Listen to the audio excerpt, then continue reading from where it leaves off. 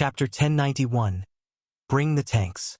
Hugo arrived within 10 minutes, accompanied by a group of 6 overlord-ranked warriors with powerful builds. Miss Dana, thank you for the update. I brought the primary tanks from the 25 and 40-person overlord raid teams. Both teams struggle to keep enough healers, as they run multiple times a week.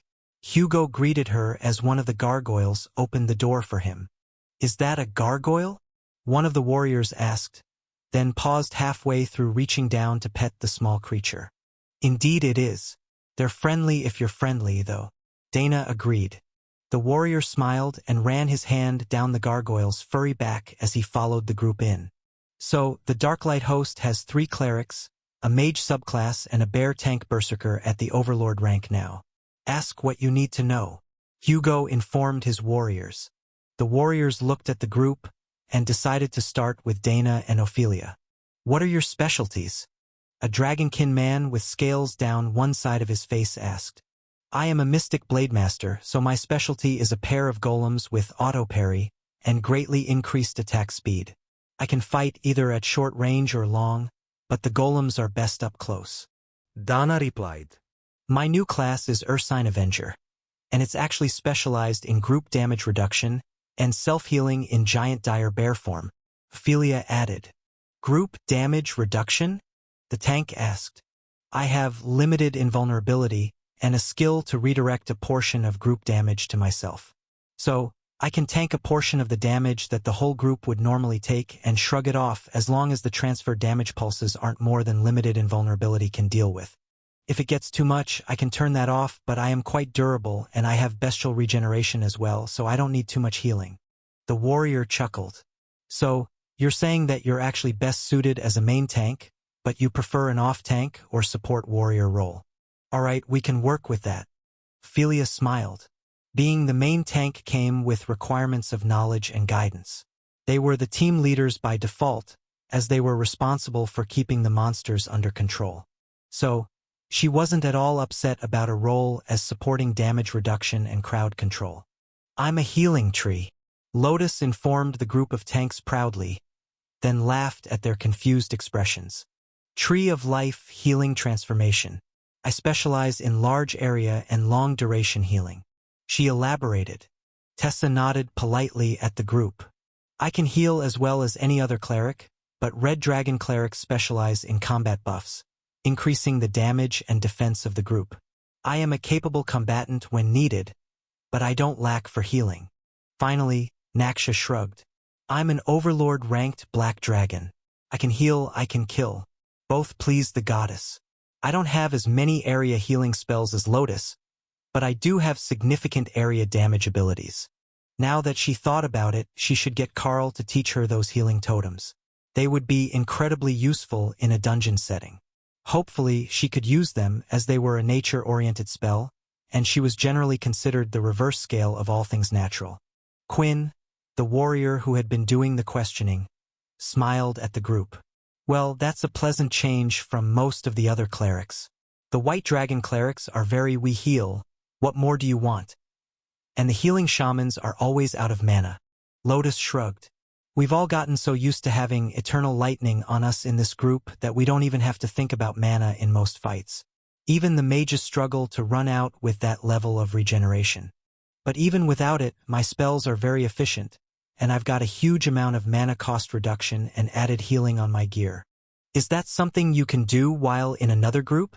Quinn asked, confused. Lotus shrugged. Maybe. We can ask the Carl to make us something with the spell on it so the healers don't run out of mana. Usually Thor casts it. The behemoth. The warrior looked confused. You have a behemoth tanking for the group? Lotus frowned. Of course not. Tessa rides him into combat. The golems tank. Carl resisted the urge to laugh as the whole group of overlords tried to determine how their whole battle strategy worked. How could they have golems doing all the tanking while they had a behemoth and a giant dire bear in the group? Where did they even deploy? Oh, next time we should have Ray make her spectral knights tank. There are a bunch of them and they've got shields. Lotus added helpfully. Carl patted her head. We're talking about you and the others joining overlord-ranked missions, and Ray is a totem now. It would be a bit unfair to let her loose in an overlord-ranked dungeon. Quinn chuckled. Just how many summoned helpers does your group have in total? Lotus quickly counted on her fingers. Dana's 5, Carl's 5, Ray has 2 plus the dozen or so undead. Then Remy has 2. So, 20. Quinn blinked slowly at her attempt to do math. It was a good thing that the green dragon had chosen this one. She had given up on the calculations halfway through. So, with just the 6 of you, you've got a whole raid team worth of fighters? Or at least melee combat golems. Lotus nodded. But some of them are advanced ones that can use magic from a distance. The warrior side. If only they were all still overlords. We could steamroll the dungeon. Hugo shrugged. I'm sure that the totem rank teams will be plenty happy to have him once he finishes with the backlog of orders that we placed. The warriors rolled their eyes at him while he wasn't looking their way. There was no we as far as they were concerned. They hadn't gotten a chance to make custom orders like the more powerful members had. They just bought out what they could from the guild store and hoped for the best in the next round of restocked items. Chapter 1092, Dosage Issues. Quinn and the other overlord-ranked warriors conferred quietly for a moment, then made an offer to the ladies. We can make enough spots in a 25-person run, if you're confident that you can do the job. Then, once we have seen what you can do, we can work out how to arrange things for future runs. He offered. Tessa nodded. That works for us. We're good as a 5-person team, though we might be a bit short on damage compared to some teams. So, I think that you shouldn't have any issues finding teams that we could fit with, even if it was just for the larger teams. Quinn nodded. If you won't need a new team for the 5-person dungeons, then we can just slot you into the larger teams for the time being. We need the healing, and there's always room for more classes that aren't warrior. The others nodded in agreement. Warrior skills didn't leave a lot of versatility. They were all using the same set of basic skills, and very few of them had managed to find a way to gain an advanced class. Out of those who did, they were mostly paladins, which still made them main tanks, but with a bit of side healing. That was useful, but not really a change from the basic warrior template. All right. When does the next group go to the dungeon? Dana asked. They were all advanced now, and eager to test out their skills as a group, especially without Thor and Carl buffing them and the group to invincibility. Not that they were unappreciative of the protection, but sometimes you needed to know just what you were capable of on your own. Tessa had already explained that to Thor, who was eager to come along with them. Letting Tessa go to battle without him just didn't feel right. The next run is tomorrow afternoon. Takes about 2 hours, and we prefer to go after lunch when the morning rush has died down. There is a toll on the way out, so we use the group loot function of the system interface, and it drops all the loot at the end for the team to sort. Quinn explained. Tessa shrugged. That makes sense. It's easier than having to go through everyone and risk someone starting trouble or pretending they got less than they did. The collectors surely know what their share of the run's loot should be. Wonderful. If you would like to join us, I will let the others know, and we can shuffle the team to give some of the members a day off. They've been working overtime to make up for the healer shortage. Normally, everyone only goes twice a week so they don't burn out. But some of the more highly demanded classes like tanks, healers, and golem spec mages get much more frequent requests, especially healers. We will apologize in advance for the fact that you're likely going to get a message every day requesting 1 or more healers for alliance runs. Lotus winked at him. If they're desperate, they can come over to plead their case. We can have cake and coffee. Quinn laughed. I can see how this ends now. The warriors come to plead for a healer. The nature priestess gets to meet new people and throw a tea party, and then someone goes off to do the run. Lotus nodded in satisfaction. If you show up at just the right time, you might even get to test new and experimental potions. Quinn frowned. Why does that sound more like a threat? Lotus shrugged. Remy is at 0 deaths so far. Plus, she's come up with some really cool things, like the scent repellent soap, the anti-aging cream, and even a cure for baldness. One of the warriors cleared his throat, and Lotus giggled. There is stock in the guild store. You can buy a bottle if you need. It's a cream, and it works really well, so don't go overboard. A small container of cream appeared in the man's hand a second later, and he took off his hat, revealing the fully bald top of his head, despite his apparent youth. The man slathered the entire small tub of cream on his head, while Lotus laughed. "I take it that is a prank product?" Quinn asked. "It is when you use it like that. Just watch." Over the next 10 seconds, thick black hair began to sprout from his head, while his body heat softened the cream, which began to drip down his forehead and cheeks. But the man was so intently watching the sprouting hair that he didn't bother to do anything about it. His baldness was long gone, and the new hair growth was rapidly exceeding the length of Lotus' own pixie cut. But the real changes were in his eyebrows and his scraggly, youthful beard. As the formerly bald warrior began to focus on the fact that he had used too much cream, he decided to wipe it away. First on his face, not realizing that his beard growth was only moments behind the hair on his head. Then he panicked and tried putting it back in the container. However, the cream expanded as it warmed, and the little jar rapidly filled with creamy liquid. While he tried to salvage the situation, his beard began to sprout. First a youthful goatee, then a bushy mountain man beard, and finally into full dwarven majesty. The magic of the cream is used up after you apply it. No need to try to salvage it. Lotus informed the panicked warrior, who now sported more hair than most of the beastkin, despite being a half-blooded dragonkin. "Bro, that beard is epic." One of the other warriors informed him, trying and failing to take the situation seriously. "How long does this effect last?" The now hairy warrior asked, not calming down at all. "It's just hair. If you don't want so much, just trim it. But the hairline should last at least a few years. It just resets it back to your natural hairline, so you'll lose it again naturally, but not right away," Carl explained, as Lotus was laughing too hard at the man's still growing hair. Chapter 1093. Always time to snack. Lotus brought out a tray of small sandwiches and placed it on the table. "If we've got a few hours before the run, we have time for a snack. Come, sit down, and let's talk about the dungeon," she insisted. Hugo motioned to Carl, suggesting that they should leave. Carl nodded and gestured to the new crafters. "Let's bring you down to the basement and get you working in your proper shops. Guildmaster, would you like to join us? I will be spending some time working while the others head off to test their skills." "Of course, it's always interesting to watch a master in action, even if I don't know exactly what you are doing," Hugo agreed. When they got downstairs, the gargoyles greeted them happily, bumping up against the new arrivals for attention, and Carl realized that their personality certainly wasn't set by the spell, as the group at the guild house were very silent and serious, sitting on the walls watching for intruders. These ones were happy to meet people, as long as someone from the guild was with them. "This is our workspace?" one of the new arrivals asked in wonder. "Actually, this is the landing area. There is a portal to the Drod Guild house over there, and this area is security before you pass through to the work areas or the villa. If you exit the maze, you will be in the actual room." Carl explained. What a fascinating use of the illusionary domain spell. "What happens if someone breaks the domain?" Hugo asked. "Then they get to deal with the defensive barriers and a dozen enraged gargoyles. The other end is a single target platform to our guild house, so I'm not expecting too much trouble through this portal." Carl agreed. Hugo smiled. It would be quite the convenience for the warriors, though.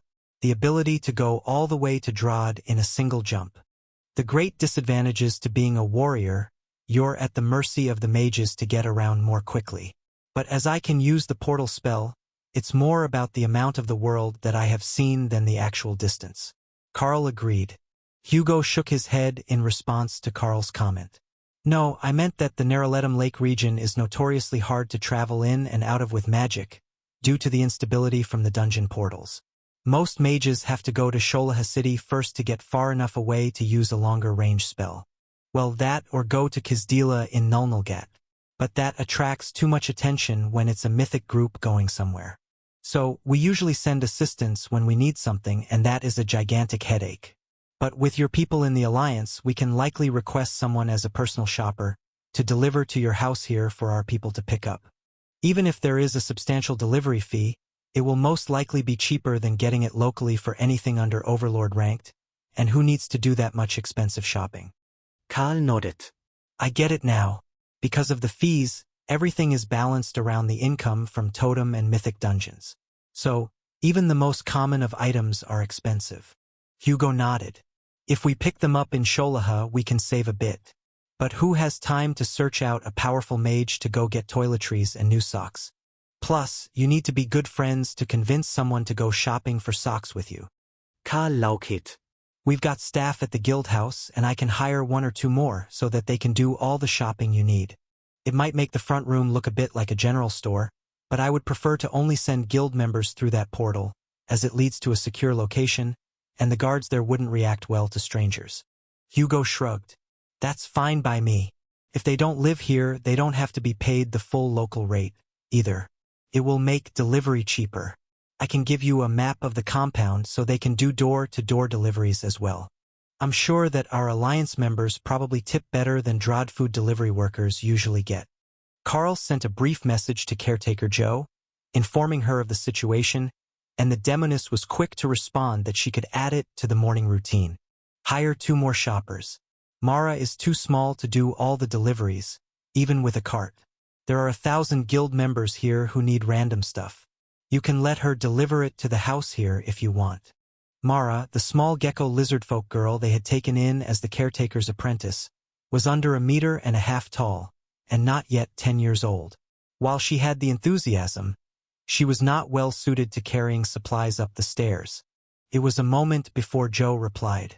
The kitchen staff have someone in mind to be our full-time errand runner.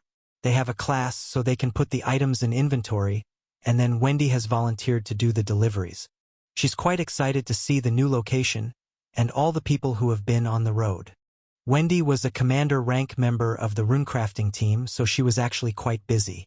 But she was also very fond of seeing new things and learning new magic, both of which were common here. The assistants had mostly finished exploring the garden and were headed out the sides of the hedge maze, while Hugo waited for Carl to finish his silent conversation. I've got it all sorted. They'll hire 2 shoppers, and then my apprentice will bring the goods here to make the deliveries. You have an apprentice? Not just guild crafters like these ones. Karl smiled. Well, I am a bit neglectful, but there are a few who are closer than others. One of the sculptors and one of the runecrafting apprentices. You'll see when she arrives. Do you have an initial shopping list? Hugo looked sheepish as he held out the paper. As he had said, it was a bit embarrassing to ask a powerful mage to go shopping for necessities. Chapter 1094, Armor for Raj. Carl forwarded the list to Joe, who promised him it would be there within an hour. There was nothing on the list that couldn't be bought in bulk within a 10-minute walk from the house, as the shops in the area specialized in loading full merchant caravans. There would be a small extra fee, as the shoppers needed to go in and out of the city, but Carl was happy to cover that, and it would still be within the budget that Hugo had set. It was a concerning amount of product, though. Hopefully, the shoppers had a class that let them store bulk goods. But Carl wondered how Wendy was going to deal with it. Well, that could be a test for her since she volunteered. But Wendy had a secret weapon. She had purchased 4 storage rings to supplement her inventory, and now she had the chance to show them off as she loaded them up with deliveries. What are you making next? Hugo asked as Carl led him toward the exit of the maze. First, a gift for my apprentice. Then I'm going to start on the armor that our Grandmaster Blacksmith just finished. I transferred him plenty of high-end materials, and he spent all night making a full suit of plate armor with fire and poison resistance capped out, per the request of most of the totem-rank tanks. If this is satisfactory, he will make the metal armors that the mythic warriors requested. It will just take a day or 2 per suit. Hugo looked a bit embarrassed. I know that we're holding up production, but I'm not going to apologize for the request. Don't feel bad. The shop is always busy with something. Plus, I've now got an overlord-ranked nature cleric who can make wooden weapons when we need them. The magical wood holds runes very well, and I can make a half-dozen an hour if I need. Karl explained. The transfer was made to the store's storage, but it wasn't just the one set. One suit of armor was obviously made by Ashbringer, but there were 10 more made to a slightly lower quality standard, out of the same materials. Ashbringer, did you learn a new trick? Carl asked. The demon laughed as he replied, I could only wish. But no, I hired a dwarven forge in the outer city. Their levels aren't high, but they're dwarves, so the craftsmanship is pretty good and the price is reasonable, as they're still considered journeymen. You can deal with the upgrading of the pieces, and the material alone will give it a solid base. We all win. The armor is made on a budget with a bit of extra material. They get their skills and ranks improved, as they have the dwarven smith as their class. The Darklight host was slowly taking over Drod. I will give you permissions to take apprentices into the guild, if you want to make them part of our team permanently. One Grandmaster will not be enough forge workers to keep up with demand. Not even for the Alliance. Once they start actually using this armor, they're going to put it through hell, and that means sending it back for regular repairs. Carl reminded him. All right, I will think about it. How many spaces do we have? 100 in total for the branch, so we've got around 70 left. Don't worry about a shop worth of new workers if they want to join. The garden vanished as Carl stepped through the arched exit of the maze, and he was left standing on one side of the large room, where the runecrafters were sorting through all the wooden accessories that had been made by the Orcish druids at the Drod house. They were simple, but they had been working on their creation skills, and the outer surface looked like entwined vines. That was likely because that was how they were actually made, before the inner surface was smooth to be used as bracelets and rings. But it was good enough for their royal rank bulk items. Carl moved to an empty table and brought out the suit that Ashbringer had created. Oh, that is nice. I can see why your smith takes his time, even though he could stamp out plates with magic much faster. Hugo noted. Carl nodded. Yeah, it also helps the armor's base stats before I start modifying them. Poor craftsmanship with expensive materials is mostly just wasteful.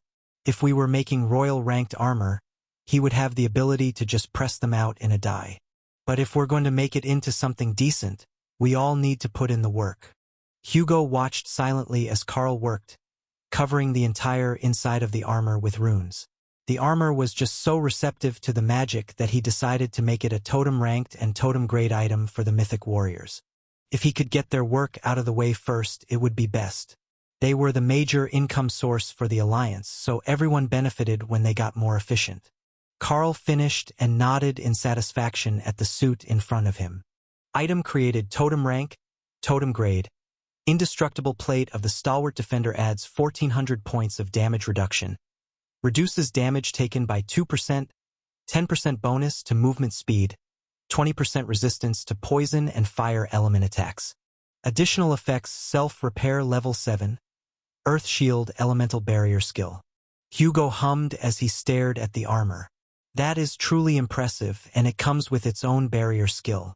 That's not something that most warriors get, so how are you going to decide who gets it? Carl smiled and took out the list from the other night. First come, first served. And if there are any complaints about that, I will blame Dave. At the very least, he can take a punch. Hugo laughed, knowing that the same was true of Carl. Well, that makes sense. What happened to the plan of making armor for the totems first? Carl shrugged. The combination of metals just worked out too well. So I went all out. In fact, I'll likely do the same for the other sets that I have today. They're not as fancy, but if they get the same stats, I can just give this one to Raj, and claim that it's because he's guild master, and not because I only had one like it in stock.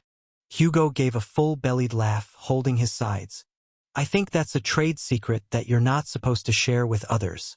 But I am certain that Guild Master Raj will approve of getting the fanciest of the suits. Come to think of it, there were 2 other warriors among the guild masters. Well, supply issues would have to serve as an excuse for everything. Chapter 1095. Wendy's Delivery. Wendy arrived just after Carl finished with the first suit of armor, and Carl got a flood of messages. I'm here. Oh, there's Griffin puppies. Does Lotus know? Where are you? How do I get out of here? Carl laughed, and Hugo gave him a strange look. The shopper is here with the first batch of delivery orders. Carl explained. The massive mage smiled at what they were likely to be experiencing in the maze right now. What sort of shopper did they send? He asked instead. A teenage demoness. She's a commander rank mage, and always eager to see new spells and places. I promised her dad I would keep her safe, but I can't see anyone here attacking her while she's making deliveries. Karl explained. Hugo shook his head. It would flag them within their guild for attacking an alliance member. Nobody would risk being expelled to steal someone else's shopping. Carl went to the maze to meet Wendy, who was wrapped around a gargoyle, nuzzling its face. Ah, you made it. Welcome. I've got a map of the delivery locations for you. Did you separate everything by individual orders? Carl asked. Wendy nodded but didn't look up. Yeah, they're all in paper bags except a few big ones that are in boxes. I put names on them. I just need to know where they go. Carl passed her the map of the various guild manors within the complex, and Wendy smiled. There was only one house per guild, for the most part. So, she could just drop off an entire pile of shopping with their staff, but still get to meet new people. Then she realized Hugo was standing beside Carl. Hello, Guild Master Hugo. Oh, you're a mage. Totally didn't expect that. Hugo chuckled at her candid response. I get that a lot. I don't have the traditional mage build, but I have excellent compatibility with new magic. Wendy smiled. New spells are the greatest thing ever. Do you have cuddly golems? Dana has the cuddly golems. Hugo looked confused, so Carl explained. Her greater golem spell summons a pair of dragon hounds. Hugo nodded. I don't actually have the greater golem spell. I will have to get your Dana to try to explain it to me one day. Do you have golems as well? I suspect that you will be quite the powerful mage when you grow up. Wendy nodded eagerly, and then called the pair of juvenile Sero-patterned golems. Oh, defensive golems. Great choice. So many mages focus entirely on offensive skills, but the world is overrun with warriors, and they're almost all attackers. Nobody wants to be the one taking the damage. Hugo joked. It was a lot of trust to put in other people. Not just the healers, that they wouldn't let you die when the monsters got past your defenses, but also in the damage dealers, that they wouldn't slack and leave you in a bad spot. When they weren't taking the damage and they weren't going to be blamed for the lack of healing, many didn't feel the urge to put real effort into the battles, and would just coast along doing just enough to not get yelled at. So, if the mages could back the tanks up with some defensive golems, it took a lot of pressure off and made it much more obvious when the problem was the lack of damage. When the tank wasn't having problems holding the group, and all the monsters were occupied, it was hard to argue that the time taken to kill it was anything but the responsibility of the damage dealers. When the tank was doing his best to keep everything attacking him, they could say that they had to do what they were doing to not bring the monsters to them. How about I show Miss Wendy around, and then I will come back to see how the armor is coming? Hugo suggested. Karl nodded. I will do my best to have at least one more finished by the time that you two get back. You might as well bring Raj and someone else if you happen to see them on your route. Thank you for looking after my guild member. Hugo nodded. Wendy was definitely going to talk his ear off, but the young mage's enthusiasm was refreshing. Everyone who came here to attempt to join a guild for the dungeons was at least a little jaded by life. But she lived in a crafting warehouse and what sounded like a magical library. How exactly did a library in the guild house have a whole city outside the window? It had to be an application of the illusionary domain spell. But that explained why Carl was so confident about the security of the portal. When you broke an illusionary spell, you tended to end up in the equivalent location in real space. So, if you were in a city that was below a tower in the illusionary domain, you would end up buried in the ground somewhere near the guild house. That could very well be instantly fatal. Walking with Wendy was a new experience for Hugo. Everyone was somewhat intimidated by his power and position, but Wendy had no filter, and she greeted every mage that they passed, and even asked them random questions about magic. You really do love magic, don't you? Hugo asked. Wendy bobbed her head repeatedly in agreement. Very much so. I've learned my whole skill tree already, and 9 new spells from books or from Carl. If I keep up this pace, I should be able to get to 100 by the time I reach my 18th birthday. Is there a reason for wanting 100 spells? Wendy shrugged. Not really, but it's a nice round number, isn't it? 100 spells just sounds pleasant to say. Oh, I see the first house. Are they all inside this big building? Hugo nodded. Yes, it's safer to have the whole Alliance stationed inside this one house, though most of the Alliance's guild members live elsewhere or have bases in other cities. What did they order? A bit of everything. Towels, toothbrushes, our specialty soaps, alarm clocks, just general household stuff. The orders of big stuff will have to be filled later. The shoppers didn't have room for them. But most of the guilds only ordered daily necessities. She explained. Wendy knocked on the door and Guild Master Raj answered, having sensed Hugo outside. Then he was nearly buried in paper bags. Sir, your delivery is here. That's everything that your members put on the list. Wendy announced proudly. Hugo chuckled.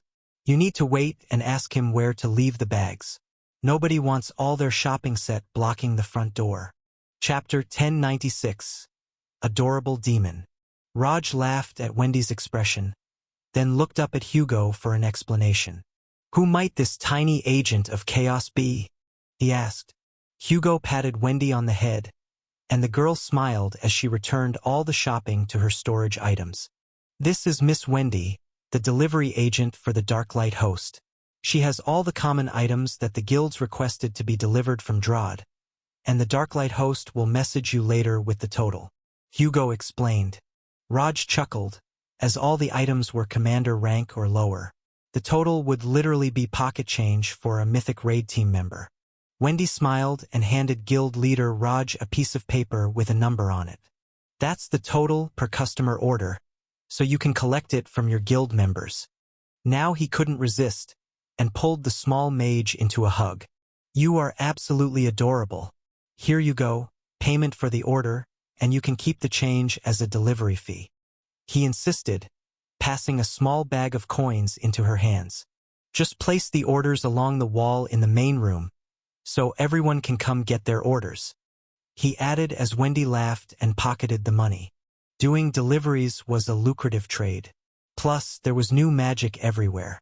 Wendy was swarmed by guild members as she set out the orders, but nobody tried to interfere with her work. You forgot to order the good soap, one of the warriors joked. The man beside him held up a stick of Descentang deodorant. I did one better. It's on the out-of-stock list from the guild house, but they managed to find me one for the order. One of the others sighed as he opened his bag. Damn. Not everything on backorder made this shipment. How often are the deliveries coming? Once a week is the schedule for now. If it gets too busy, we might be able to come twice a week and still get most of the items. Wendy informed him. A female cleric of the White Dragon came over and ducked to give Wendy a hug. The Darklight host are devious geniuses. Sending this girl to do the deliveries. How could we be mad even if the orders were wrong? Wendy giggled, then took out a small wooden token with a hole for hanging it as a necklace charm. Then she wrote the rune for Lucky in Love on one side and empowered it to the commander rank, the strongest she could. For you, lovely priestess. The cleric stared at it for a moment, then took the talisman from her. What sort of skill is that? She asked. Rune crafting, of course, though I am not at the level of the Carl. He's way better, but that's only one rune, so it's easy to get right. It's for good luck, Wendy explained. The cleric held the simple wooden disc in her hands, just now realizing that it held an incredible value, as only a handful of crafters on the entire continent could manage what this young girl had given her. Can we keep her? The cleric asked, looking at Hugo. The big mage laughed. No, she's already a full guild member. But I'm sure you can convince her to visit more often, perhaps after she finishes visiting my guild's library. We have quite a few obscure magical tomes. Wendy's eyes lit up. Magical tomes? Raj's guild mates chuckled. The pure innocence of this tiny demon was impossible to resist. There was no question that the guilds would likely try to poach her from the Darklight host in the future. Just not yet. As she was still only a commander, it would be hard to find a proper spot for her. Their guilds were already full, and someone would have to be ejected if they wanted to actually make her a member. But in the meantime, they could build goodwill. Lots of them. But first we need to run off and do the rest of the deliveries. Miss Wendy will be back next week. Hugo added. Oh right, Raj, talk to Carl when you get a moment. He should have a suit of armor ready for you soon. Raj practically sprinted out of the house as Hugo and Wendy discussed magical theory on their way to the next guild manor. While Wendy wasn't technically an obsession demon, the big mage was beginning to discover just what it meant for a demon to share an interest in their favorite topic. Wendy already knew more about the fundamentals of magic than most of the mages in his guild did, even if they had a wider variety of spells and far greater power. If anything, she should likely be rerouted away from combat pursuits and towards magical research, using her runecrafting skills to attempt to forge new skill books. Once the first one was written, the inscriptionists could duplicate it. The problem was the first one. In theory, every skill could be turned into a functional skill book. But for some reason, very few of them ever were. Either because the ones who could use them weren't the same people as the ones who could make the books, or simply because it was just too difficult. The knowledge of how to create a truly unique skill book was lost before recorded history. Hugo planned to bring that up once they were in the library, where she was surrounded by knowledge. The Darklight host was already in their guild alliance, and it didn't matter how powerful an inscriptionist was. Only that they could make the books. It might not be practical to recruit this adorable mage yet, but he could help her build a base of skills as well as a stronger bond to his guild. They went to the other warrior-led guilds next, so that Hugo could inform them that Carl had armor incoming, and Wendy managed to charm the mages and clerics at all of them, to the point that Hugo was beginning to wonder if she had some sort of passive skill equivalent to Fox Charm. Darklight host members were all a bit strange. He wouldn't put it past Carl to have taught her one. Chapter 1097, Even the Gargoyles. While Wendy and Hugo made their rounds, Raj ran to the Darklight host villa to meet with Carl. Dana greeted him at the door and silently pointed at the stairs to the basement when she saw the excited look on the guild master's face. Raj sprinted down the stairs, then found himself blocked by a large set of wings as the gargoyles blocked his entrance to the garden. I promise. I'm just here to meet with Carl. He has armor for me, he informed the puffed-up little griffin. It lowered its wings, but didn't let him enter until Dana came down the stairs behind him and stroked the creature's feathered head. He's just excited about new toys, he's not trying to rush past you. Good job guarding the garden, Dana whispered, while the gargoyle purred. Even the gargoyles here were a bit strange, Raj thought. Normally, gargoyles weren't active all the time, only when a condition of the spell was breached, and they needed to defend their assigned property. But these ones were certainly active, and he was reasonably sure that a pair of them had been playing chess in the garden before he came in. The board was still set up. Dana led Raj to the exit of the maze, then turned away when he walked through. The gargoyle in Lotus' bedroom had informed the cleric that there were more people coming, but Lotus didn't want to come down and deal with them in person. Not when she finally caught one of the gargoyles in a spot it wasn't trying to leave. Guild masters, I will lead you to the workshop. Carl is working on the armor suits now. Please follow me into the basement. Guild Master Raj is already there waiting. The other two warriors sighed in regret. First come, first served worked much better when you were the first person in line. But Carl had turned out good equipment so far, so there was little chance that they wouldn't be satisfied with whatever he turned out for them. If it was totem ranked and epic grade, it would be an upgrade. But he had been turning out totem grade equipment for the mages, and most of them hadn't seen a piece of that quality in person before. There was a small chance that they would drop from the mythic dungeons, but anyone who got one kept that information to themselves. Even the guild masters and the members of the mythic teams wouldn't actually tell anyone outside their own group what quality of gear they had. To others, it would be fashionable epic-grade armor, and the world would be jealous. But in combat, they would have the advantage of the larger bonuses and the extra skills that had pushed the equipment to the next grade of quality. From what they could tell, the major difference was that they didn't have to give up a core bonus to get the added skill effect on totem-grade equipment, as would happen on epic-grade gear at lower levels. The three suits sitting on the table when they entered the workspace were very close in quality, every bit as good as what the Dragonkin crafters turned out in the Sholaha region. But they did notice that one was detailed in the demonic style and two in the dwarven. Welcome. I have prepared armors for you. Now, it doesn't really matter which one you pick. Functionally, they're all identical. But I made Guild Master Raj wait for your arrival, so that you can discuss it among yourselves. Carl greeted them. The new arrivals took a closer look at the suits and found that Carl was telling the truth. They all had identical bonuses. Indestructible plate of the Stalwart Defender Totem rank, Totem grade armor. Adds 1400 points of damage reduction, reduces damage taken by 2%, 10% bonus to movement speed, 20% resistance to poison and fire element attacks. Additional effects: self-repair level 7, Earth Shield elemental barrier skill. Raj ran his fingers over the much flashier decorations of the set that Ashbringer had made. So, wearing this, we will all be able to use a new skill? He verified. Karl nodded. Yes, an earth barrier. It's quite useful in combat as you can not only use it like your existing guard skill, but you can also use it as a flexible barrier over your armor.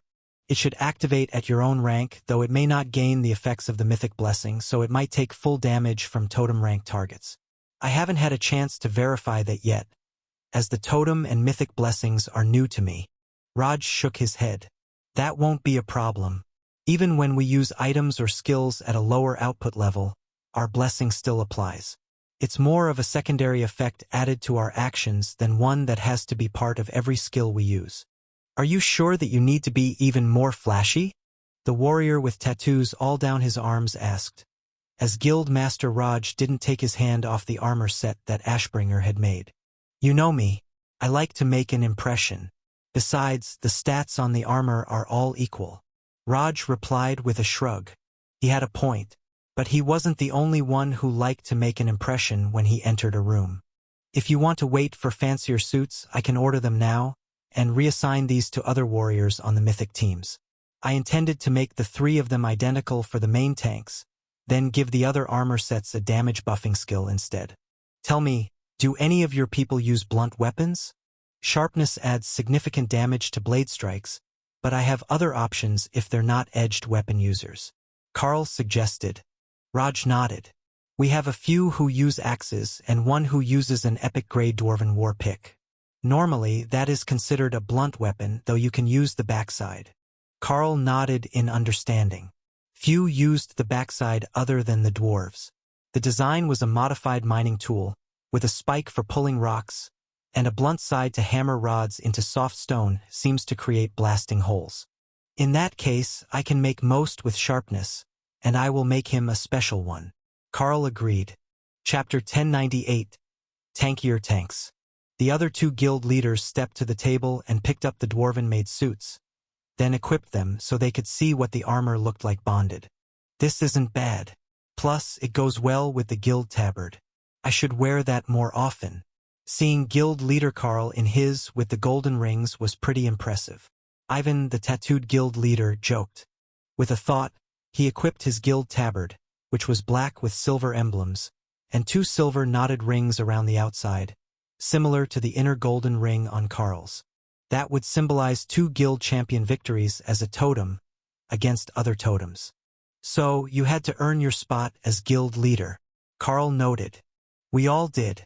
Around here, you don't get to be part of a major alliance without at least one challenge under your belt. A golden challenge is rare, given that almost all the guild challenges are at totem and mythic. But every guild leader has at least one before they're nominated. Each of them took out their chosen weapon and moved through a few combat motions, checking that the armor didn't impede their flexibility. But it was all designed by a master, and there was little to no binding at all. However, the hard stops of the armor's mobility were not so far back that an arm forced to extend to its limits would tear major tendons without having to destroy the armor first. Raj sighed, but his eyes were excited. I like it. We're gonna have to test this out later. But we should let you get to your work because I know that we have a lot of members waiting on new equipment. Carl chuckled as the warriors rushed out. They were definitely going to try to arrange an extra run through the dungeon today to test out their new armor. But they weren't wrong. He had a lot of work to do, and without another totem-ranked crafter, there wasn't much that Carl could do to push the responsibility onto others. They were already making all the gear for him, and he just had to write the runes and empower them.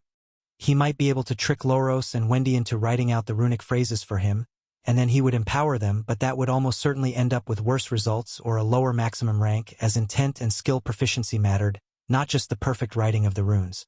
So, he got right to work on the other 7 sets of plate armor that Ashbringer had provided for the day. Item created: totem rank, totem grade.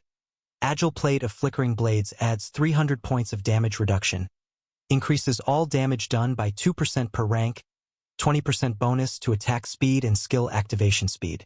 Additional effects: self-repair level 2, sharpness, slashing, stabbing and disintegration type abilities increase in damage by 10% per rank. Karl nodded in Satisfaktion. Self-repair level 2 should reduce the frequency that they would need to have the armor repaired. If they took a lot of damage, they would have to wear it around for a month to have it fully self-repair. But if the armor only took minor damage during battle, they should be able to wear it indefinitely. That should cover the majority of the warriors in the mythic team, so Karl sent a message to the 5 guild leaders, informing him that he had 6 more sets of warrior armor for blade users, and that he would start on the one for the mace user now. It would be identical, except that it would have shatter on it, as crushing blows was a more common warrior class skill, and he might already have it at mythic rank. Deve did, and he was a druid. With practice, Karl only needed a third of the time to finish the last one, as he had the first of the pattern.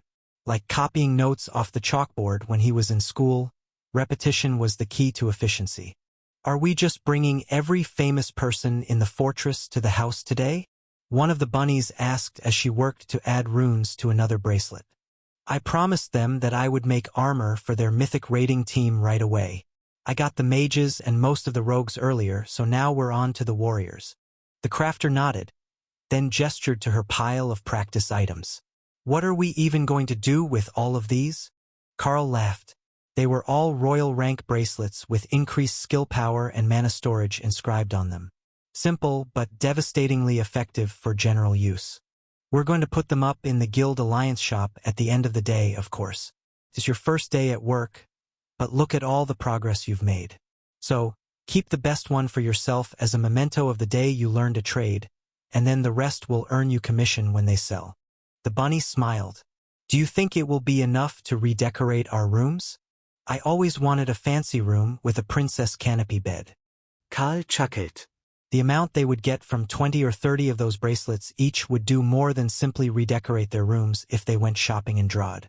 I will send you shopping with the apprentices from our guild house on your day off this week. Then you can fully redecorate your spaces. It's only 2 more days away, Karl offered. That put them in a much better mood, and Karl began planning the other items that they were going to need for the store so that they didn't overload it with these ones. When they only had a few people working in Drod, it was just enough to comfortably keep up with the demand for basic useful items for the city and for the trade caravans. Now that they had 1,000 new alliance members, they would have an initial surge of purchases, but after that, Karl would have to consider what they should sell to other guilds. These items would be in great demand simply because they were useful, but not for the most powerful members. However, that didn't mean that other guilds wouldn't want to buy them in bulk. Chapter 1099, Regular Stock Changes. The rest of the day was a steady stream of mythic guests being escorted down by Dana or Lotus, who took it as an excuse to play with the gargoyles, who were beating her at chess. But by dinner time, Karl had everyone's armor passed out. That should have been everyone on the mythic teams, all 60-some of them, including the mages, clerics, and rogues, who had gotten their armor at the party. Now he could relax a little and start making armor at the epic grade again, which was much faster to write. It felt wrong to think of totem-ranked armor as a regular stock item for the store, especially after the limitations that Drod had placed on them selling military equipment in the city. But here, it really was regular stock, as the majority of the dungeons in the region dropped overlord and totem-ranked gear, so epic-grade totem-ranked gear was among the finest items they could possibly get. But purchasing it would save them years of visits to the dungeons, given the terrible drop rates. Ray was thinking the same thing, so she was making cute outfits for everyone. She had new totem gear for her girls, but she had also spun up hundreds of outfits for the store. Ray had a plan for these as well. They didn't need to be epic-grade fabric for strangers. They just had to be better than what they already had when the piece was finished. So, if she made them rare grade and then had Carl draw a few runes into them, they would bump up to just barely epic grade and everyone would be happy with minimal effort. Carl wouldn't even need to do a full inscription on them. All he had to do was add more spell power and skill power to the clothes, and they would improve. She had tested the boundary, and having him add those bonuses with runes was way easier than improving the items on her own. Rare grade could be spun as she wove her silk, so she only had to make the outfit. At this point, that took under a minute to weave an outfit, and she could do it right up to her own rank, so totem-ranked clothing was cheap and easy to mass-produce. She wasn't sure how Carl was going to respond to being asked to upgrade 300 outfits when he woke up in the morning, but surely, everyone watching the guild store would be happy with her. Happy giggles, only half stifled, caught Carl's attention when he came down to the main floor the next morning. Ray had piled all the clothing she wanted him to work on today on the side table in the main room, and the crafters were the first ones out of bed, other than Tessa, who was making breakfast.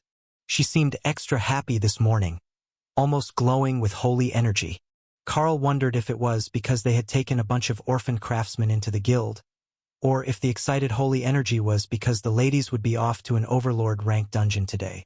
Given the nature of the red dragon, it could be either. The staff looked longingly at the pile of clothes as they ate. Then Ray came downstairs and handed them each a small paper-wrapped parcel. New uniforms for the crafters. I gave them to the other staff half an hour ago, she explained. Everyone opened their parcels, and Carl tried not to laugh. Ray, make something pretty for Dana when you get a chance. I have a big idea once we get the first rush of crafting settled here. Carl informed Ray while his mind was on clothing. Ray had made the new crafters all matching black pants with white shirts, but the bunnies had short sleeves and cute frilly fronts on them and buttoned up the front, where the men's shirts were all lace tunic shirts, with ties to keep the sleeves rolled up. The Dragonkin boys looked at their outfits with deep appreciation. It was sturdy, practical, and it had the Darklight Host Guild logo on the chest, so that everyone they met would know that they were real guild members, even without checking the interface. Lotus gave Ray a very obvious double thumbs up of approval when she saw the new bunny outfits. They were just frilly enough to enhance the cuteness factor, but not so overboard that they would be likely to change to go outside, or hindered in their work. A knock at the door caught everyone's attention, and one of the gargoyles escorted Quinn into the house, nudging him in the back of the legs to keep him moving in the right direction. Good morning, everyone. I came to see if you were still in for the dungeon today, and to see if you wanted to hold a strategy meeting before we go. It's better if we go over everything before we bring new members in the first time, he explained. Dana motioned for him to wait a moment while she inspected the new uniforms. I don't see why not. We've got some time before the scheduled dungeon run, and we didn't plan any other major events for the morning. Carl will be working on equipment all morning anyhow, she agreed. Carl stared at the pile of clothing for a moment and then sighed.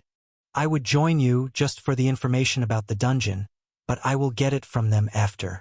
It looks like I've got a lot of work to do today, and it's going to take all the mana and energy that I can spare. Ray laughed silently as Carl wondered how to even begin with this pile of clothing. There was simply so much of it that he wasn't sure what he should even be trying to put on it. If he made it all the same, it would seem like he couldn't actually do much. But the more that he varied the effects, the less likely that it was to be useful for the classes that would want it. So, he eventually decided that he would sort it into 3 piles. Spell power and mana cost reduction. Skill power and mana regeneration, which was useful to cloth-wearing combat classes and effects that weren't considered spells. And finally, mana cost reduction and mana storage. With those 3 basic categories of epic grade totem-ranked items, he should cover the shortcomings of most cloth-wearing classes. If they wanted something more specific, they could custom order it because Carl only planned to upgrade half this pile today. 50 outfits for each group. The rest could wait for someone to come looking. It would all be for outsiders and wealthy overlords anyhow, as he had already equipped the totem-ranked mages in the Alliance. There weren't many of them, with only 60-some total totems in the Alliance. Chapter 1100, Remarkably Reasonable Ray. Ray realized as Carl started to work that she could have just made them all overlord ranked, and then they would sell faster, and she could decorate more of the people in the fortress. She had taken a brief trip last night to see what she had to work with while they slept. But with the mythic members on guard, she had decided it was better not to sneak right inside, even while incorporeal. They might misunderstand. The mix of clothing was fairly well suited to the members, and had much more male clothing than she would have preferred. But Ray had simply extrapolated this guild's information and assumed that the rest of the city was likely to be balanced the same way, with most of the stronger members being males. If that wasn't true, then she could make more pretty things next time. She needed to ask how big the city was. So, she shadow-stepped out of the house and down the street, looking for someone who looked like they left the fortress a lot and would know the answer. Going up on the roof hadn't given any good answers because everyone lived in fortresses, unless they were living in servant hovels. There was a lot of trade, though. It appeared that there were 10 times as many transient visitors to the dungeons as there were actual people living here, and that would be a great source of income. Plus, it would spread her fashion. Ray returned to the roof and looked around at the market area at the edge of town. There was a whole group of spider priests and associated warriors like the ones that had attacked Carl. But these ones were setting up camp among the visitors, so they shouldn't be assassins. Perhaps she should ask them? If they followed the spider goddess, they should understand that she would happily kill and eat them if they were rude. That would make it much easier to talk to them. She didn't bother to transform, and simply moved herself so she was standing under one of their tent awnings before assuming a humanoid form to speak to them. "Madam, might we help you with something?" A black-robed cleric asked suspiciously. "Yes, I just moved to the city, and I am doing market research. I wish to sell things like this. How many people do you think will buy them?" Ray explained as she held up a dress Carl had just finished upgrading. It was similar to the ones that Morgana liked. Black, floor length with long sleeves and lace at the hems, and a corseted waist. "That is beautiful. Do you make them yourself?" the cleric asked. Ray nodded in agreement. "If you were a spider, you would be able to smell that it is my silk." As she said those words, one of their group's women turned around, revealing 4 eyes on a chitinous face. "It is her silk. She is a blood destruction demonic spider, but she smells a bit off. I think she might have been using divine beast blood in her advancements." The beastkin mage woman informed the cleric. "Oh, that makes sense. The red patterning made me wonder what sort of spider she was. But the goddess is generous with her children. It could have been a blessing." The cleric replied. Ray smiled. The man wasn't wrong, but he hadn't answered yet. Ray shook the dress slightly, and the cleric smiled at her.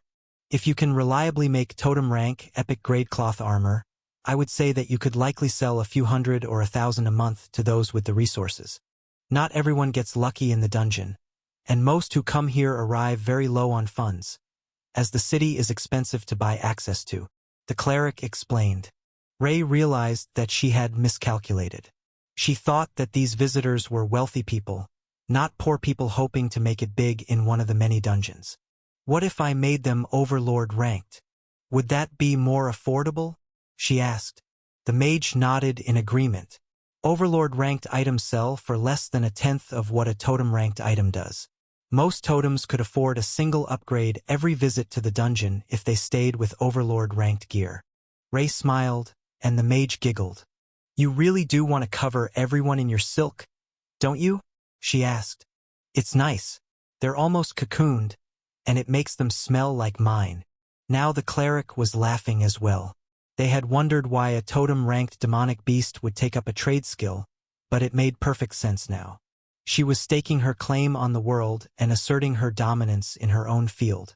There weren't many craftsmen who could make their own raw materials to that extent, and with the distinctive fashion of the dress she had on display, it would be hard not to recognize her work, even if she hadn't discreetly hidden an embroidered image of herself on the lapel. From the next camp over, a hesitant obsession demon approached. "Pardon my intrusion.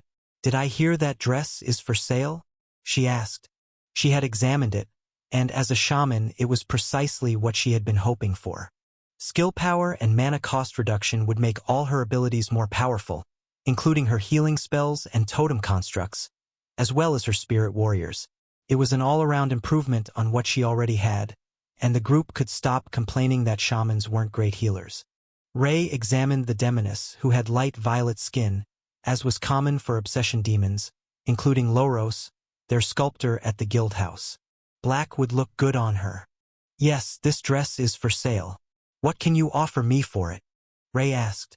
The mage and cleric stepped back to see how the spider would do in negotiations. The species was notoriously volatile, and even a wrong answer could lead to a massacre. There was a good reason there weren't any others doing what Ray planned. The shaman held open a small bag of magical stones and raw metals from the dungeons, then set a stack of raw fey hound hides on the grass beside her.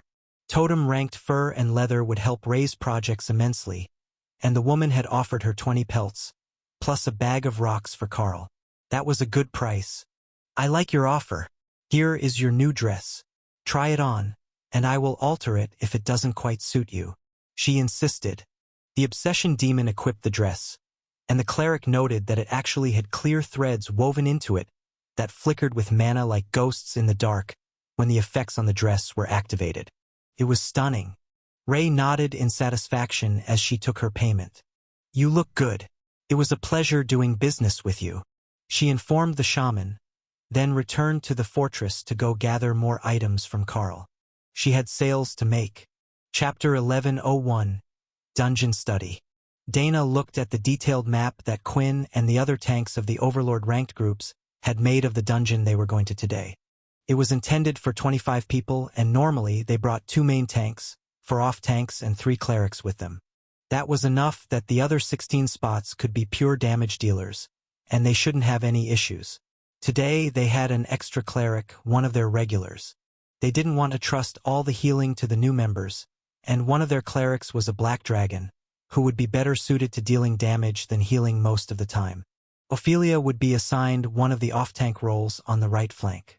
The hope was that with Tessa in the group, the extra buffs she could give them would make up for the loss of a dedicated damage dealer. Little did they know, Naksha was fully geared for damage output, and her equipment had both crushing blows and shatter on it, so if she stayed in dragon form her paw and claw attacks would be devastating. In summary, keep in formation A until we get to the first boss, where everyone but melee fighters should be at the edge of the marked circle to remain out of the area damage effect. Do not stand in the fire. Then, return to formation A as we move through the second section. There is a chance that we will get earth elemental spawns out of the walls or piles of rubble after the front line has passed, which is why we bring 4 off-tanks. If you see a stone construct forming, move to intercept. Then, the second boss, ranged fighters remain in the middle, and the tanks will pick up the twin bosses as they appear from the edge of the structure. Then, it's the same thing until the third boss, which is a simple hack and slash. The boss is on an enrage timer, and its damage increases every 5 seconds. So, the faster we get it down, the less our healers hate us. The damage will hit everyone. So we're counting on the area healing effects to keep everyone going. He finished. Lotus gave him a cheerful salute, and their experienced healer gave the boss a grim look, wondering if it was a good idea to replace all the other healers with newbies who had just made it to Overlord. They did seem to be pretty well geared, though. He couldn't inspect the gear while they wore it, but it all looked like crafted Overlord rank gear. So they might actually be the highest output members of the team. With everyone assembled, Quinn led them all to the dungeon and paid the group entry fee. The guild in charge of this particular dungeon had decided to collect in advance, but for the more experienced guilds, the fee wasn't that high. The loot from the dungeon wasn't great, even on a good day. When they stepped into the dungeon, the usually carefree Lotus suddenly became focused, and Ophelia winked at her before transforming into a massive dire bear that made every other member of the group look tiny. At least until Naksha transformed into her dragon form. The black dragon was assigned to the tail position of the group with Dana, who laughed and motioned for Tessa to hop on the dragon's back the way she usually rode Thor. It would give her a better view of the battle, and she was already used to mounted combat while healing. Naksha gave Dana a wry smile as she was chosen to replace Thor for the run. He was technically still an overlord, so maybe they could bring him along on the next run, once they had proven to themselves that they could do it without the overpowered defensive buffs. Tessa's blessings made everyone pulse with faint red holy light, and Quinn led the group into combat. That was when they realized they were about to have some problems. Dana sent her golems to the front lines, while she remained back to attack from a distance, despite being a blade specialist. Her position here was to defend the healers. But the golems tripled attack speed and auto-parry managed to pull earth elementals away from the tanks on the first pull, and when they used a taunt to get them back, the ones on the other side were drawn by Ophelia. The damage differential was simply too high. The first fight ended abruptly when Naksha stomped on the elemental attacking Ophelia, and Quinn motioned for them to pause. "Alright, I will admit that wasn't the greatest start. Do either of you have threat reduction abilities?" he asked. Dana and Ophelia both shook their heads. "We will talk to your guild leader after the run. It's best if the mage doesn't draw the trash mobs away." Though for Ophelia it's understandable, as she is a tank class, so there is nothing in her skill set intended for monsters to ignore her. Change of plans. Send the golems to fight with the main tanks, so if they do draw attention, the monsters won't move. Ophelia, you get extra attention from the healers if you need it. That's the best we can do for now. The next group was a bit smoother, as the tanks simply let a few of the elementals go to the golems, who had no issues dealing with them. Dana had more than one skill for improved damage on top of her equipment. But she also had durable constructs, which had granted her golems their first set of equipment back when she was just a budding young mage. The thought made Dana laugh. It had only been a few years, and they had flown by far faster than they had any right to. However, it wasn't her inattention that annoyed the group. She was still casting spells. It was Lotus singing as she worked, and dancing in the dungeon that was making it hard for everyone else to focus. No. That song is expressly forbidden. Off limits, never to be mentioned again. A middle-aged warrior insisted. But I like that one. I even changed the wording. Baby snake do. A hand clamped over her mouth, and the cleric laughed. He's got 5 kids. Don't antagonize the poor man. Just pick another song, maybe a hymn. They're used to battle hymns, he suggested.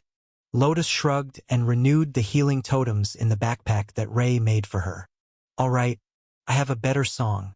We can keep going now." Chapter 1102. Tank Spec Mage? Quinn turned to look up at Tessa, who was just above his head, riding on Naksha, who had stretched out her neck to use a small blast of her breath weapon on the elementals. "How does your group get anything done?" he asked. "Well, normally Lotus does the melody, and the golems harmonize. If we have Sister Ray with us, she will add a background symphony. But she's calmer after the first time. Sister Lotus is just too excited about meeting new people today," Tessa joked. "Her healing is incredible, though. I don't think that we've taken any noticeable damage with whatever healing spell she is using," Quinn added as he prepared to move forward. "Yeah, long duration is her specialty. Only when the group starts taking major damage will the rest of us have to step in." The group moved to the first boss, and the ranged members moved to the left and right, remaining along the outermost ridge of the clearing, where the boss's attack skills shouldn't hit them if the tanks placed it properly. The melee group charged, and Tessa laughed as Ophelia's claws caught on the elemental's chest and gave it an unintentional body slam. Most knockdown effects didn't work on bosses, but whatever skill she had been using apparently did. The mages unleashed their spells on the defenseless boss as the rest of the warriors got into position, and then Quinn stepped back with a smirk and let the boss engage Dana's golems.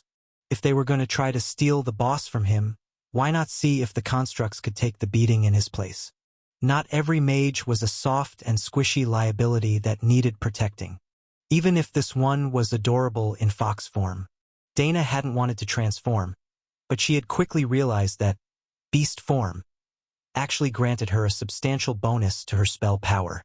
Lotus transformed into the Tree of Life, and the singing stopped, while she still danced in place to the song in her head, shaking her branches as pulses of golden healing light washed over the fight.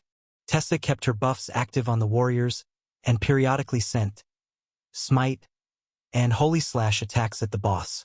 "Well, this is unconventional," the White Dragon cleric muttered as he also began to cast Smite. There was nothing for him to do, as Lotus had a constant healing effect active, and the damage that the melee group was taking wasn't overwhelming the combination of Ophelia's damage transfer and Lotus' passive heals. Tessa winked at him. Yeah, she's a bit of an oddball, but she's fantastic at her job. You should see what happens when you put a fluffy beastkin in the tank position. The other cleric laughed. He could only imagine the enraged expression a green dragon cleric would have if someone dared to damage the fluffy thing. She was already sending extra healing effects to Dana's greater golems, the dragon hounds, and they weren't taking any damage. I just wish that I had more than one offensive spell, he muttered. Talk to Carl later. He can likely teach you something. Like this, Tessa suggested, then cast Consecrated Ground under the boss, increasing the holy damage it took, and the damage reduction of the melee fighters. The boss dropped, and the dungeon's ambient light flashed red. Special event triggered. Overwhelming force. Take 0 damage during boss encounter. Without a totem ranked or higher guild member. Elementals began to swarm the platform, and Tessa activated Compliance as she hopped down from Naksha's back. Compliance creates an area of oppression 10 meters per user rank, and grants the Dragon Crusader the physique of a red dragon at their own rank. She turned to engage the incoming elementals as Dana summoned her golems to her, and the other cleric retreated to where the melee group was standing. Fall back. Fast attack. Intercept the elementals and defend the healers. Dana's blades flashed as she fought off 3 elementals at once, and Lotus began to shuffle toward the middle of the platform without transforming. She couldn't move fast in tree form, but she didn't have to go far to be in the middle of the group. Her oversized form made a natural regrouping point for everyone, and Quinn couldn't help but hum in appreciation as Tessa sent an elemental flying with brute strength. Whatever skill she was using, she wasn't any weaker than the black dragon or the dire bear. It had to be some form of draconic strength. There weren't enough tanks to deal with 20 elite earth elementals at the same time. But with the 6 of them, plus Tessa and Naksha, they had enough to protect the ranged fighters and stop the initial charge while the other warriors and rogues got in position. Finally, the white dragon cleric needed to start casting healing spells, as the elite golems were using earth magic to target the fighters close to them, and the damage was more than Lotus Tree and her healing totems would cover. She could add more spells to increase her healing output, but she had a partner who hadn't been doing anything, so she didn't. Lotus didn't consider Tessa a healer. She was the support member with the buffs, even when she wasn't on Thor. Dana and her golems quickly hacked through 6 of the elementals, creating a hole in the attacker's formation. But more were coming from the edge of the open area.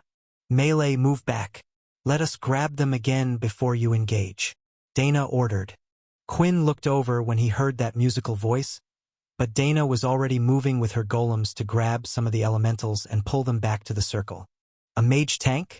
Since when was that a thing? But she was good at it. That auto-parry skill was an absolutely broken ability. The only things that she had to actively deal with were the magical attacks. Their fists weren't able to touch her or her golems. As the elementals fell, more arrived, and each wave was more powerful than the last, to the point that both Lotus and the White Dragon Cleric were beginning to run low on mana. But each wave also had fewer attackers. That let Tessa retreat from the line and add her own healing to the effort, and the others' mana began to recover. Naksha was going to do the same thing, but her body was so large that it blocked an extra attacker worth of the circle. If she retreated, they would need 2 people to replace her. Chapter 1103 Bonus Boss. For a moment, Quinn thought that they had finished the special event, as no more elementals were coming. Then, the building at the edge of the boss fight area began to shake. Stone by stone, it rearranged itself into a massive earth elemental boss and stomped toward the fight. Ophelia huffed and stomped her foot, using Gravity Slam, to slow the boss and let the others know that she would take the lead tank role against this oversized opponent. She was the only one other than Naksha who was close to its size, unable to be stepped on or knocked over. The boss rumbled, a sound like stone grating across stone, and Ophelia roared as she charged, claws clashing against stone clubs as the titanic combatants engaged. Gods above, that is terrifying, Quinn muttered as he joined the attack. On 4 feet, Ophelia was twice the warrior's height. Standing upright to engage with the elemental, she was simply enormous. Ophelia grappled with the giant elemental, who wrapped her form in a massive hug, smashing its clubs into her back as she tore apart its sides with her claws. She twisted as she sidestepped, turning the boss away from the group so that everyone else was attacking its back. The boss twisted its wrists and got the clubs between them to push Ophelia away for a moment. Then the two collided again, shaking the ground under them. And not just because Ophelia was using gravity slam on her attacks. The group was hacking large chunks out of the elemental's back, faster than the stone was reforming. But the healers could see that even with the damage reduction of consecrated ground, Ophelia was slowly losing health. Eventually, she would have to switch out with someone. But there was nobody who could take her place. The boss could just step over them. Or on them, as had happened to one unfortunate warrior. He had survived, but judging by the amount of damage and blood, it was not a pleasant experience. Finally, an attack made one of the boss's legs crumble, which effectively ended its mobility and let Ophelia retreat for a few seconds to regenerate. It was still hopping after her, but now she could just drag it around in front of her without taking too much direct damage. The rest of the melee fighters followed, circling around the mages in the middle. It looked ridiculous, but it appeared to be an effective tactic to deal with the boss. Quinn made a mental note to do that next time, if they happened to trigger this special event again in the future. The first boss had focused entirely on Dana's golems, so it was possible that she could trigger it on most visits if it was a repeatable event. With a crashing of stones, the boss collapsed, revealing a large glowing orb in the air above its corpse. Event completed. Please select rewards. Appeared in everyone's system interface. Uncommon class advancement token. Grade 3 skill book. 25 skill points. Amulet of elemental protection. The whole group stared at the notices. Did they get to choose individually? Was this one reward for the whole group? And in a few cases, what are skill points? The uncommon class advancement held no real appeal to Dana and the members of the Darklight host. They all had uncommon or rare classes already. However, they could tell that the rest of the group was tempted. So, if it gave the same thing to everyone, they would hold on to it and see if they could pass it off to someone else for a nice bit of profit. It didn't say that they couldn't. Dana noticed as the first few eyes glazed over, indicating that the member was in the class selection menu. If you're picking the token and plan to use it immediately, do it now. We will guard you. I already have a rare class, I will pick a different reward. She informed the group. The chances of dungeon mobs moving to attack them in an area that they had cleared was low, but never zero. That caused all but one of the group members, other than the Darklight host members, to vacantly stare at nothing as they picked a new class. I've got an advanced class. I'm going to take the skill points. The Blood Knight explained. Dana made her selection, and then smirked as she saw the outcome. Grade 3 skill book granted. Golem duplication. Her first instinct was to use it, but she put it in her inventory instead.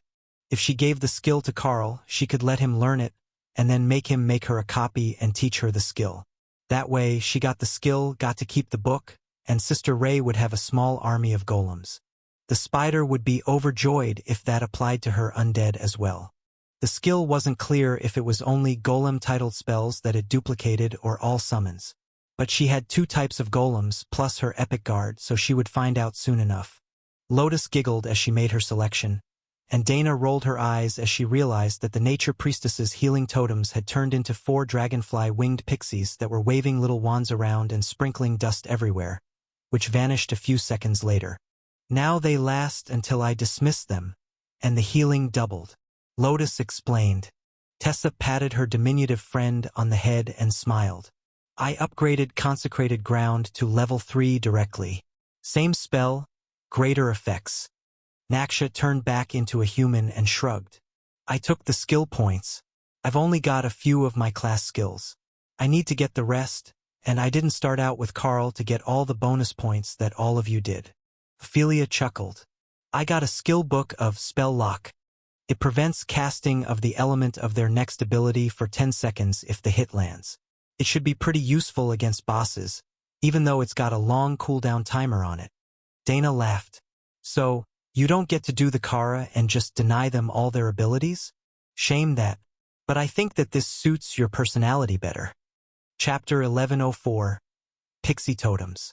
The White Dragon Cleric gave them a confused look. Who is Kara? Was there another mage in your group? We could have made space. Dana shook her head. Kara is an overlord-ranked Chaos Badger. Not a beastkin. One of Carl's bonded partners. She's got totem-ranked Nullify as a racial ability. It's absolutely, disgustingly broken against mages. Ophelia nodded. She tortures totem-ranked Lich Lords for fun. The cleric blinked slowly. You're saying she can just cast it over and over? As soon as she finishes the activation ritual. Ophelia shook her head. I'm saying there is no ritual. She can use the skill instantly and at will, until she runs out of mana. How do you even capture, much less domesticate, a creature like that? Ophelia shrugged. I don't think that we ever asked. One day, Carl just came back with a badger who liked loot and pranks. Dana nodded in agreement. There was more to the story, but that pretty much summed up their introduction to Kara. The question of whether she was actually domesticated could be settled later. Is it true that actual badgers will pick pockets? Badger beastkin get a bad reputation as untrustworthy. One of the warriors asked. Lotus laughed and motioned for Dana to answer. Not only will she do it, she will do it while you watch her. Then possibly give the item back if it wasn't interesting enough. She even has a skill, an actual skill called Pilfer. She uses it on boss monsters in the dungeon to see if they will give extra loot. Ophelia smirked as a memory came to her. You know, I heard a story about her from when we were still living overseas. She beat someone up, then stole a barbecue packet from a woman's purse as a way of suggesting that they roast him as a snack. You never know what she's going to do, and without Carl or one of her bonded siblings, it's impossible to stop her from doing it. Quinn nodded in understanding. Dealing with magical beasts is best left to the professionals. Even if they are bonded, they are still who they always were, and that doesn't tend to mingle well with other species. The group sat in silence for a few minutes while everyone recovered, and when Lotus transformed back to human form, they got to their feet, ready to head to the next boss. The process was the same as heading to the first boss, except now the warriors were singing along with Lotus silly songs. And that was driving Quinn and the White Dragon Cleric insane. She was infecting the others. But morale was high as they reached the second boss platform, and the ranged members retreated to the center, while the tanks moved into position to intercept the bosses. Ophelia moved up with them, and Quinn chuckled to himself. The big berserker had a point. Even if she didn't want to be the tank, she was going to be one. The earth elementals appeared and Ophelia moved to her right to gather one of them. But because she was so intent on her task, she didn't notice the confusion of the other members. These bosses were larger than usual, stronger, and they were using new skills. Something is off. The boss event must have changed the dungeon. Everyone, be on your guard for unexpected attacks. Quinn ordered. There were still two bosses, so the fight proceeded as planned. The fact that they were using new skills made it a bit harder for everyone in melee range, but you couldn't always rely on muscle memory and familiarity to keep you safe. So, while all of the warriors took splash damage from attacks targeted near them, only a few took direct hits. The bosses have changed, but follow the standard procedure. Focus on taking down the west boss first, then the north boss. Quinn ordered. Dana moved the stone golems to help Ophelia hold the other boss, while she sent the greater golems to help the rest of the team with the main target. With her own spells added, she was confident that she wasn't slacking on the damage, even compared to the more experienced overlords of the main team. There was no question that Ophelia was earning her spot on the team with her damage transfer and ability to prevent a boss from turning away from her. But it was more difficult to make a noticeable change with over a dozen others specialized in the role alongside you. What she hadn't noticed was how the boss responded to the different attacks. Dana deliberately targeted the same spots over and over, as that was the easiest way to take down a larger target. But it was also the best way to do maximum damage to an earth elemental. The deeper into the body you cut, the softer they were, so her strategy was actually noticeably more effective than the others, who aimed wherever they could hit easily. It took nearly 10 minutes to take down the first boss, but Lotus was still in a good mood, so the healing must not have been too intensive, Dana assumed. She had a lot of constant area healing, and the White Dragon Cleric was taking up the spot healing role for those who took harder hits. The fact that she hadn't had to do more than that, even with both bosses up, was enough to keep her happy. The fact that she had managed to turn her totems into adorable tiny flying fae probably didn't hurt either. Back off and catch your breath. We will take over. Quinn instructed Ophelia. They had been trading tanks using taunt skills throughout the fight, but she had been holding this one alone, they assumed. Only she hadn't needed to. The golems had auto-parry, and they were able to block most of the boss attacks, so Ophelia was mostly just fighting freely while they protected her. She followed the directions, though. She couldn't tell them without transforming, and that would drop off the stacks of buffs that she had built up. Not worth the effort. Chapter 1105, Paired Bosses. The second of the paired bosses died much faster than the first one, and Dana realized that there was a reason they were supposed to focus on them, and it wasn't survivability. They shared a buff, and when both were alive, they both took less damage. So, you had to kill one first, and then you could more easily kill the other. The warriors slumped to the ground as the second boss died, and the cleric turned his eyes to the sky. We're likely to get the same issue with the last boss as well. But at least this one didn't give us any new surprise messages. He muttered. That's because we took damage. We will have to work on that until we can do a perfect run. Lotus agreed. The cleric gave her a confused look. I thought you enjoyed your job? Lotus nodded. Ido. But I like it even better when I know that it is just for moral support and nobody would actually die if I messed it up. That is somehow exactly the sort of answer that I should have expected. Fortunately, the rest of the dungeon is just a straight damage test, and it looks like our team has more than enough, even with these tougher bosses. After a short rest, they all got moving again. But their motivation was a direct contrast to Carl's current situation, as he worked his way through stack after stack of clothing that Ray had made. There would be enough that he could put a dozen pieces a day on the market and not run out for the rest of the month. But Carl suspected that Ray would have objections to that plan. She wanted her clothing distributed. In fact, she wanted it so much that she had wandered out into the city to start selling some of it herself to people who looked like they needed a makeover. Carl sighed as the gargoyles reported that there was a large group of women at the house, about to knock on the door. He had put the items up for sale, but when he listed them on the Alliance sale boards, there had been no option to do direct sales like there was in the store. He was avoiding putting totem-ranked equipment in the guild store so that he didn't get in trouble with Lord Drod if it made its way into his city. If he put them up in the general store, someone would definitely start reselling them, or a certain fashion-obsessed spider would start giving them to the employees, and that would cause even more questions and envy. They were already wearing clothes worth a small fortune as their uniforms. If they were high fashion as well, the demons would never let them sleep. It would be an eternal loop of design requests.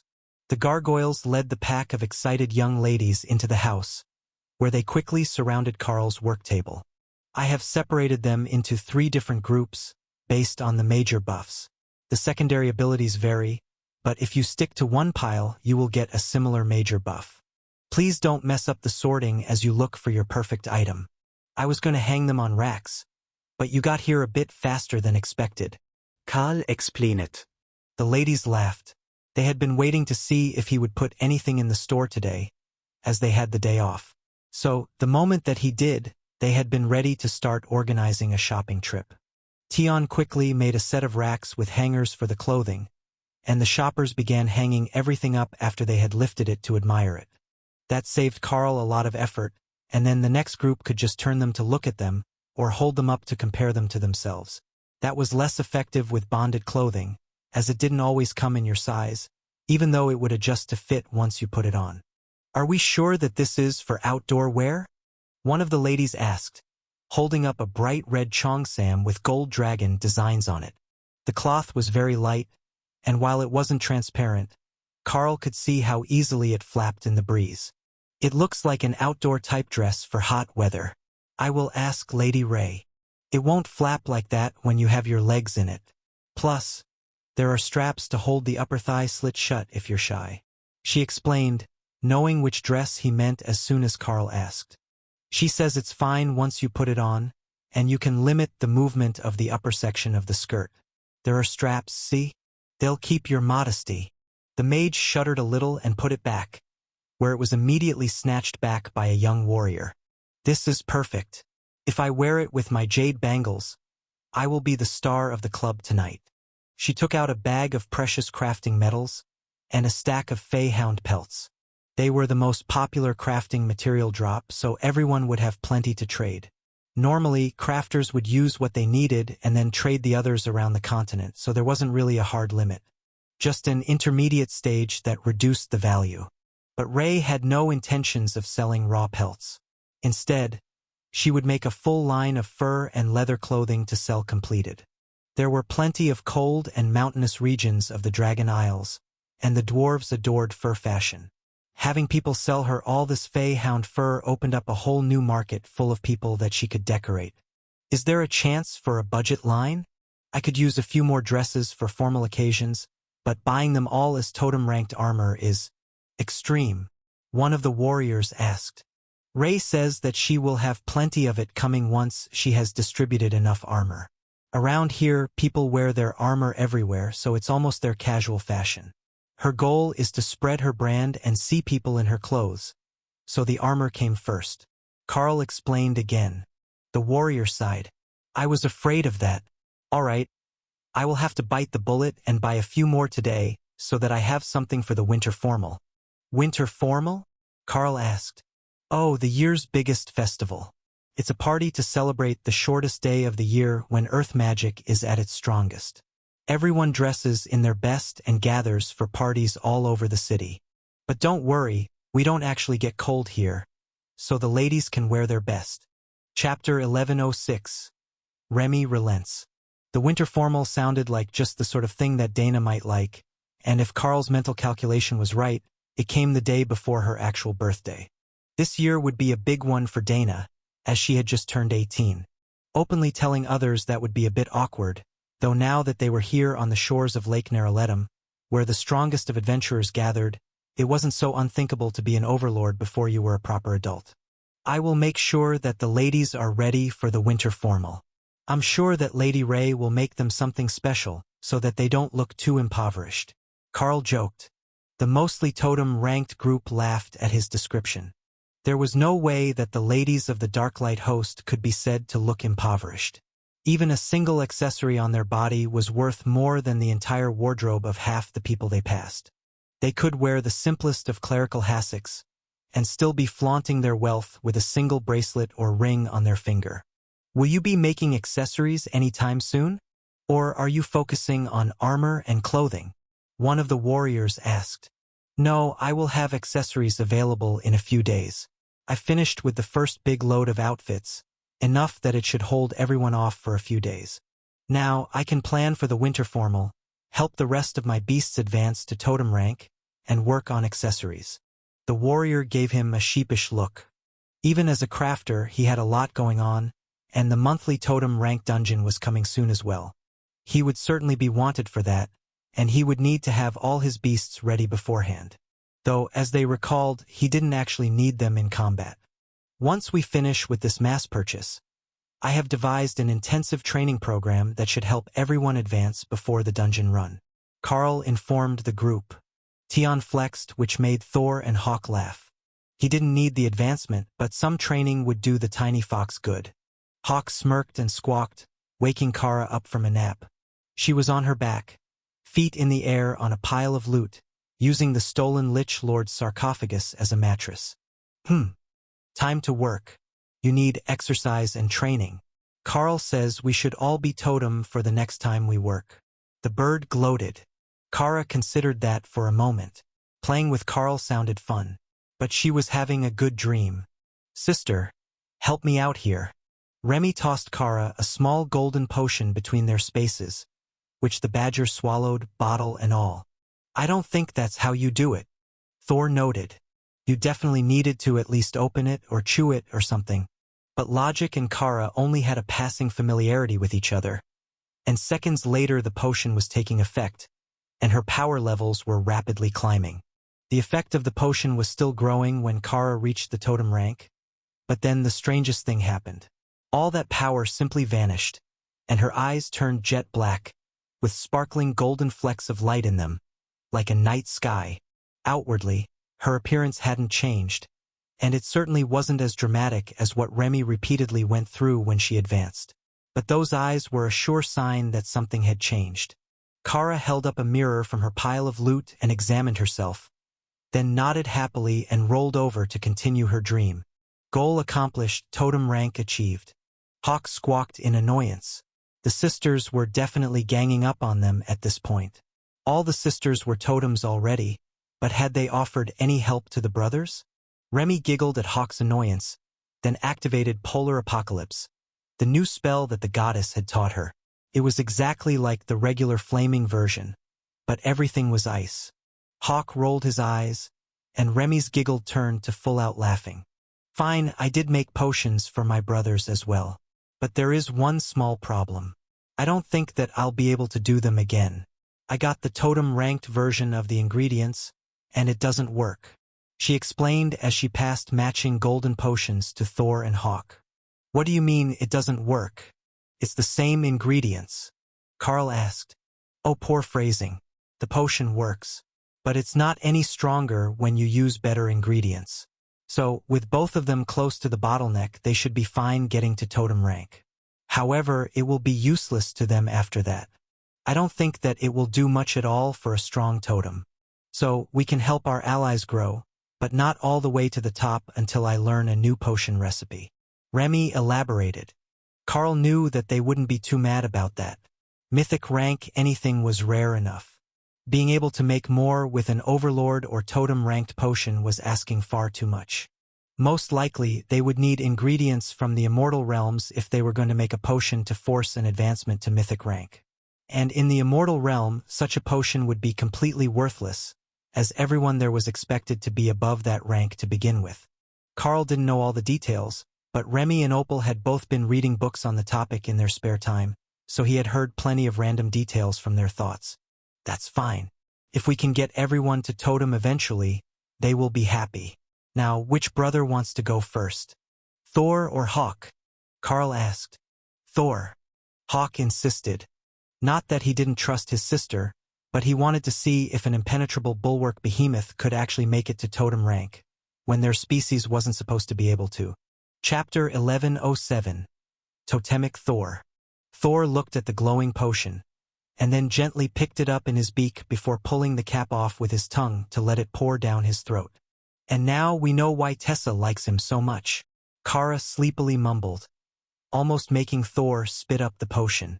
But he got it down successfully, and his power was growing even more rapidly than Kara's had. It was almost as if the potion were extra compatible with his immense body, and he crashed headlong into the bottleneck at the very peak of overlord rank. Then he stopped while the power in his body continued to grow. Along with the power, his body continued to grow, as if the behemoth was aging at an accelerated pace, sitting at the species cap for internal power. At first, it looked like the species barrier was going to be too strong to overcome, but just as the potion's effect was beginning to fade, Thor's space rang with power, vibrating like a bell and waking Kara from her nap. What's going on? Oh, congratulations. Are we having a party? Where is Lotus? Kara asked. She's still in the dungeon with the others. I'm getting everyone ready for our own dungeon trip. That's why you had to advance. Carl reminded her. Oh, we're doing a dungeon? I was distracted. The visions come much more often here, and it's like an afternoon drama. Thor still looked like Thor. Or like Thor the Behemoth, as it was so much different than he had looked as Thor the Lightning Sarrow. That was a good enough sign for Hawk, and he popped the cork on the bottle with his beak and drank the potion down. He flared with ghost fire as the potion flowed down his throat, and his body began to change. The Ghostfire Thunderbird was shaped very much like an actual hawk would be expected to look, if you ignored the fact that they were covered in fire. But now, his body was becoming more slender, and his tail feathers were becoming longer. He's beginning to look more like a ghost fire phoenix, Remy noted. It still wasn't the same as the pictures in her book, but he was certainly more agile-looking than the images of thunderbirds. Hawk gave a long, keening cry. He had reached totem rank, and his flames were now perfect. This advancement was everything that he had hoped for, and it even came with a lighter body so he could be more agile for strafing runs on ground targets. That made everyone, and Carl wondered what the team was going to think when they showed up to hold the briefing before the dungeon. But Carl also suspected that Thor's advancement wasn't entirely finished. His energy had a sense of resistance, as if something was still holding him back, or a skill wasn't fully advanced yet. Hopefully that would sort itself soon, or Carl would have to find a way to help. "You seem distracted, guild leader," Carl heard, pulling his attention back to reality. "Sorry, I was speaking with the beasts. What did I miss?" he asked, just realizing there were still many people in the room, as well as the crafting team who must have just come upstairs. "Not too much. Everyone is still trying to decide on the fashions, but they thought that you fell asleep," Lala whispered. Carl exchanged goods with a few who were ready to pay and leave, and Lala the bunny opened a trade interface to pass him a bunch more. "I think it should be enough. I didn't argue with them, but it looks like a lot," she informed Carl quietly. "You did good. It looks like more than enough to keep Ray happy, and you got lots of fur for her new winter crafting line." The totems chuckled at the pleased blush the girl got when Carl praised her, and continued going to the 4 bunny girls to check out their shopping. That left Carl free to take items out to start working on his accessory inventory. More people were still arriving, drawn by the news of the inventory, or possibly to the potential for the sight of the ladies modeling their new purchases. That seemed to be the draw for most of the men, who were picking from a much smaller selection of clothing. But there were still valuable items for them, and having all the benefits of light armor while looking casual was a huge flex for the adventurers. For safety's sake, almost everyone wore armor in public. So, showing up in slacks and a shirt showed a level of supreme confidence that you could deal with anyone who held a grudge against you. "Do you think that Lady Ray could make more suits? Like black suits with long-sleeved shirts? It would be good to have formal outfits with good defensive stats," one of the warriors asked. "Ray, do you have suits?" Carl asked. "In the chest under the crucified Etten. The top ones are overlord ranked." Carl pulled the chest of suits out, as there were plenty of totem-ranked shirts and pants available. "I have some overlord-ranked suits available, and I can upgrade them for damage reduction if you're worried about being attacked," he offered. "Oh, that would be great. Overlord-ranked isn't quite as expensive, but it will still make a point." The other men came over to see what Carl would do, then looked confused when he just wrote something strange on the back of the pants and the collar of the jacket, then flooded them with mana. But the item immediately changed when he finished, and they all smiled when they realized that the suit now reduced 400 points of damage. That would be a joke to a totem-ranked monster. But for a punch to the face, it was just the right amount of damage reduction that they shouldn't take much, if any, damage from one of their fellow totem-ranked warriors. "How many of them do we need?" Carl asked as he finished. "How many do you have?" "There are 12 of us here who often wear suits," the warrior who had first asked about the item replied. Carl checked the pile. There were 4 more overlord-ranked suits in black sitting in the chest. Then the rest were all older stock from when Ray was a monarch. The styles also varied with the older items, where the overlord ones were designed in the style that the demons in Drod liked. 3 more. First come, first served. Chapter 1108. Personal Shopper. The men all glared at each other for a second, then rushed toward Carl. A rapid motion slap fight ensued, as they all fought to prevent anyone from putting a hand on the crafter. First come, first served was a cruel mistress, and they were not going to give up their chance at a spot without a fight. A hand landed on Carl's shoulder, and he looked up to see a smirking female mage. "I will take one, please," she announced. The warriors instantly began shouting at her. "Evil woman, what tricks are you playing? You've never worn a suit a day in your life," one of the men insisted. "Plus, it wouldn't even look good on you. Just stick to the frilly dresses and leave our fashion for us." Another warrior agreed while trying to pretend his effort was to push her away, not to claim the next spot in line. Oh no, you don't. First, she needs to tell us what sort of stunt she's pulling. One of the other warriors demanded, pulling him back from Carl's seat. With a flip of her auburn curls, the woman smirked at them all and held up her left hand to show off a diamond ring. Have you all forgotten? I am a married woman, and my husband is standing right over there at the back of the room, she declared. Jethro, you no good slimy dog. How could you do something so underhanded? The man next to him, who had long since been pushed out of contention for the final 2 spots, demanded. All is fair in love and war, and today, my love went to war for me, he declared proudly. The other men laughed at his proud assertion. He wasn't wrong, though. There was no restriction that they couldn't have someone order for them. All right, you all sort out the order while I work, Carl insisted as he got started on the next suit. While Carl and the totems argued about casual wear, the overlords were sitting on the ground in the dungeon, looking over the corpse of the final boss. You know, we may have miscalculated slightly on this run. Who would have guessed that if you didn't take any damage on the first boss, the final boss would start out enraged? Quinn laughed weakly. Ophelia shook out her fur and transformed back to werbear form. But look at the loot. You guys told me that we shouldn't expect much, but we've got 9 epic grade pieces here from a single run. Plus, look how happy Ruth is. Ruth was one of the group's mages, and was currently engrossed in lovingly cradling an overlord-ranked epic grade staff with maximum spell haste and reduced mana cost on it. As far as epic grade weapons went, it was among the finest and perfectly suited to most mages. A true rarity with random stat generation. Are you sure that you ladies don't want to bid on any of these items? Quinn asked, looking at the pile that he had arranged on the floor for inspection. Lotus laughed and flopped down on Ophelia's lap. We're already wearing nothing but epic gear. While some of the pieces are good, it's more of a side grade. Is that a word? Not really better, but sometimes better, she explained. Quinn nodded in understanding, while the group's only other cleric smiled at the tiny nature priestess. We should do this again. As stressful as it was to realize that the final boss was going to be enraged from the start, nobody died. Plus, we got more usable loot today than we have in a month of twice-weekly visits. For that reason alone, it's worth it to try to do the first boss without taking any damage again, he offered. Lotus nodded. The final boss hadn't actually been bad. She had set up in the middle of the room, and they had fought it at the edge, while slowly moving backward so that it didn't turn on the melee fighters behind it.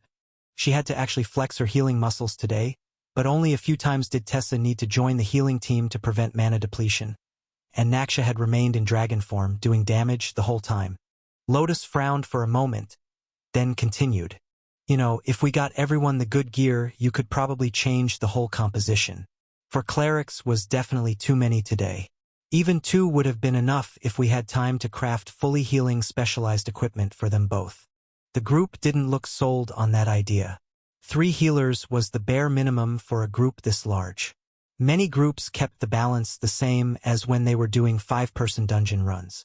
5 tanks, 15 damage dealers, 5 healers. The extra tanks mostly worked as damage dealers, but they would swap out roles so nobody got too tired before a boss fight.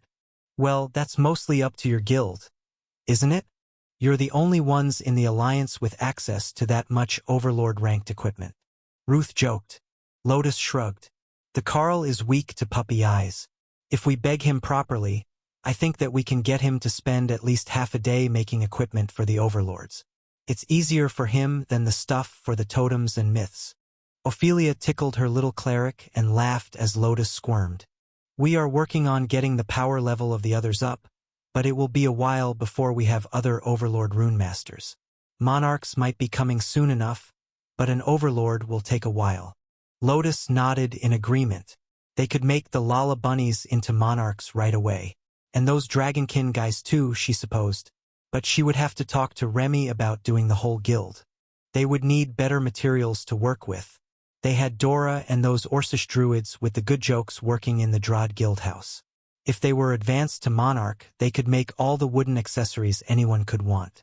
The druids were still commanders, as far as she knew, but Remy could probably fix that. Remy was good at fixing the boring spots. Chapter 1109, Work Mode. And that was how the next few days saw Carl stuck in worker mode, making a constant stream of accessories. Ray and Thor were working the retail side, selling off all the casual and formal clothing that Ray was making, and which Carl had quickly upgraded. But Carl was spending nearly every waking minute upgrading accessories that the crafting team had made from overlord and totem-ranked metals and stones. Almost all of it was overlord ranked and contained targeted buffs, starting with the healing specialist buffs that Lotus had requested. But he was also doing some more creative ones for the totems who had more specialized skills. With the rarity of non-class acquired skills, adding even the seemingly simplest of spells to different items had become the most lucrative of abilities. Especially healing. Just for laughs, Carl had put Sacred Heal, Tion's combined healing and cleansing ability, on a mythic-ranked holy stone set into a totem-ranked bracelet. The result had been utter chaos in the Alliance chat, and a meeting with the guild leaders which was scheduled for 15 minutes from now. But the meeting wasn't a big deal. If they had more mythic holy stones, he could make more of the bracelets. It was the notice that he had received when he completed the item that had Carl excited. Verified, Fundamental Rule Compatibility Divinity. It hadn't seemed like a major thing at the time, but once Carl took time to focus on it, he realized that he had been neglecting the most important part of his own advancement. If he was going to make it to mythic and immortal rank smoothly, he needed understanding of the most fundamental rules of the universe. But the higher levels of understanding were a passive buff to his skills that wasn't affected by resistance of the common sorts. Carl finished making another batch of attack speed and skill power rings, the most common overlord ranked request, and prepared for the meeting. There were only 2 healers in the mythic group from the Alliance, so it shouldn't be a big deal for them to decide who got the first bracelet. But the way Deve had spoken in the message made it sound like things weren't so simple. A knock at the door had the Gargoyle on main floor duty running. They loved answering the door. Of course, there was a Gargoyle on the roof, so they already knew who was at the door, but the small creatures would visibly pout if someone else opened the door while they were running for it. So now nobody bothered. It was their job unless you were right beside the door. Deve led the group inside, and Carl immediately felt the power of one stranger in their midst. The others he had all met, at least briefly, while making equipment. But this one was powerful. Carl, meet Azov, the immortal regent of Sholaha. Deve began. An avatar of the White Dragon. It's a pleasure to meet you, Regent. Carl replied with a polite bow to the immortal rank powerhouse in front of him. The White Dragon smiled at him. You are a most curious sort, aren't you? I can smell the divine favor on you from here. But that's not our concern for the day. I was made aware that an item with Sacred Heal was put up for sale on the Alliance market today. Karl frowned. I thought that the Alliance markets were private? Azov chuckled. I was in a debriefing with one of our clerics about an incident in the Overlord rank dungeon a few days ago when it happened. His response made it impossible to miss, and he had no problem sharing. But if he hadn't, I doubt that either of these two would have been able to resist the urge to brag. That was almost certainly true. Nobody could resist bragging about getting a new item that gave them an overpowered skill. I take it that you would like one? Carl asked. Azov nodded. That I would, but it's less urgent as I can use the spell. What I am more interested in is whether you can inscribe the spell into a book. Normally, divine magic cannot be written by anyone less than an immortal, so imagine my shock when I learned that someone had put it on an item at the totem rank. Carl shook his head. Trying to write that spell in a skill book would take more paper than he had seen in his life. Writing it on a holy stone was more like guidance, and only those who had enough favor of their gods could use it. Creating items with the effect is different. Mostly, I describe the basics of the spell and the desired outcomes, along with a short prayer passage.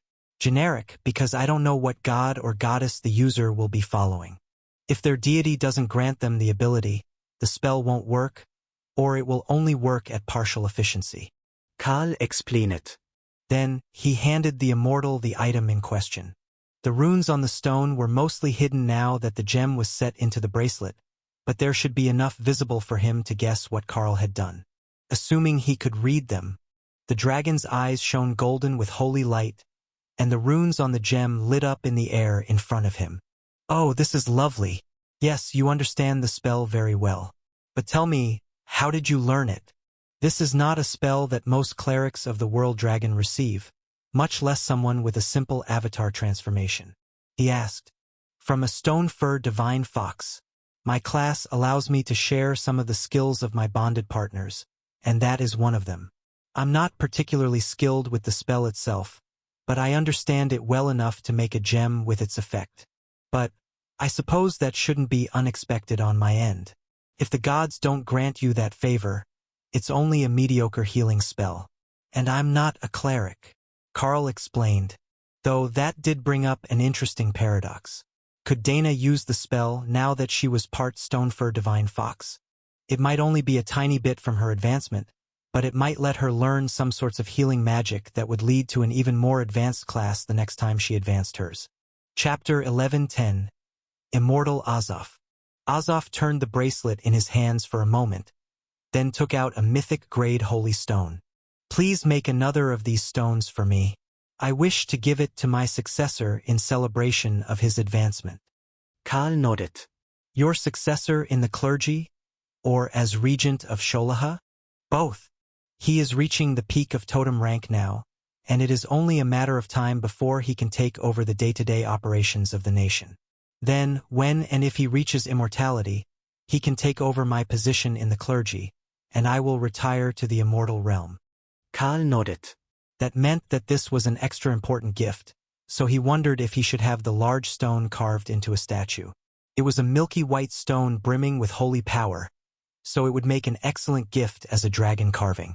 But actually adding the spell to that would be a nightmare. So Carl formed the spell on the stone as the others watched silently. There you go. It should work perfectly now. But I'm sure you know that if you try to test it, there is a good chance that it will bond to you instead. He warned. Azoth smiled. Oh, I'm well aware of the phenomenon. I will pass this to him now, and then we need to have a discussion about a few other topics. Then Azoth opened a portal and handed the stone through to someone, who made a startled noise, but was cut off in the middle of his first word as Azoth closed the portal. Portal token linked to my office, a relic from my predecessor. Very handy, he explained. Carl smiled, trying not to laugh at the fact that he had obviously just cut off whatever question his assistant had for him. Most likely it was about the random totem-ranked item that had been dropped on the desk without any form of explanation. But he was the leader of the nation, so it could have been about nearly anything. Now, I have brought the leaders of your alliance together for a reason. I have spoken with the court seer, and they determined that your alliance was on the ascendant, to a degree far greater than any of the other alliances in the nation. Unlike some insecure leaders, I'm not threatened by powerful residents. However, a large financial imbalance between guild alliances is not optimal for the region.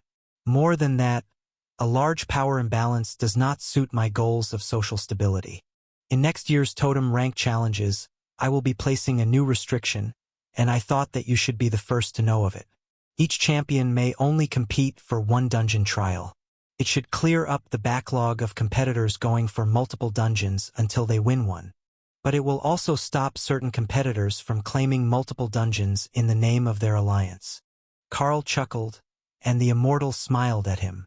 You're not quite alone. There are 2 others who took multiple totem-ranked dungeons this year. I considered just making all the trials start at the same time, but that was a logistical nightmare to arrange judges and referees for. Dave poked Carl in the side.